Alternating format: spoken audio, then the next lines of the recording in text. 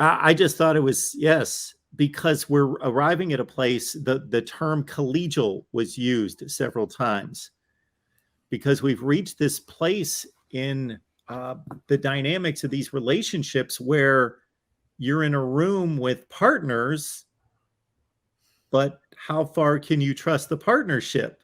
Who are they talking to? At what point would they jump ship or get picked off by somebody else? And when I say picked off, the evidence all points to these member schools leaving the conference and not necessarily being poached, as is often stated, or uh, there being accusations to that point. But it's more about the schools just knowing there are greener pastures elsewhere. So, wow. Like you, I looked at the situation right after USC and UCLA left, and I thought, where does the Pac-12, and maybe I'm locked a little bit too far into the geographic portion of it, because we all tend to look at geography because that's been one of the main components of expansion in the past, but seems to be less of one now. But to think, okay, the Pac-12's in a situation where how can they draw any formidable football schools? And of course, more goes into it than just football, but that's what we're focused on here.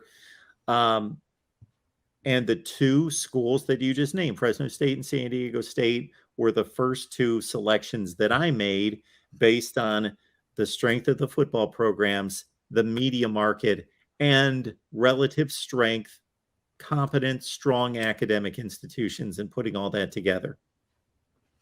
Yeah, well, John Wilner and the other experts who follow the Pac-12, like in terms of San Diego State's academics, like they weren't sold on that piece of the puzzle, just specifically in relationship to the Aztecs. But what has emerged with San Diego State is just having a foothold in Southern California, and giving all the other schools, all the other coaches in the geographic footprint of the conference a reason to travel down to Southern California. Like San Diego State, in an unexpected way, has become kind of a tentpole school for the Pac-12 in terms of, like, this is a school we have to gain. And one of the things that John Wilner has been mentioning about San Diego State in more recent weeks, not really the first week after the USC moved to the Big Ten, but more toward late July, as the conversation continued and as more behind the scenes chatter accumulated. What Wilner was saying is that the value of the Pac-12 adding San Diego State flows in part from just making a defensive play, making sure that the Big 12 does not get the Aztecs, that you prevent the Big 12 from getting that foothold in LA, much as the Big 10 now has a foothold in LA.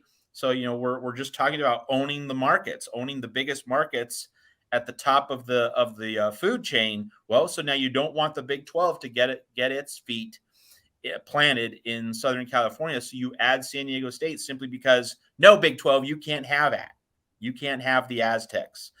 So it's just fascinating how San Diego State's identity has been transformed. And this is another place where Tony Altomore comes in. He said, on our USC show a few weeks ago, that you might see like Arizona playing Stanford in SoFi Stadium, so that the alumni bases in Los Angeles would have a reason to go to a game, do networking, do fundraising, all that sort of thing. What did George Kliavkoff say on Pac-12 Media Day? Yeah, we're pursuing neutral site games in Los Angeles. So again, Tony Altomore right here on the Voice of College Football. Yes. And, ahead of the curve. So the Voice of College Football really is on the cutting edge of college football scheduling innovation.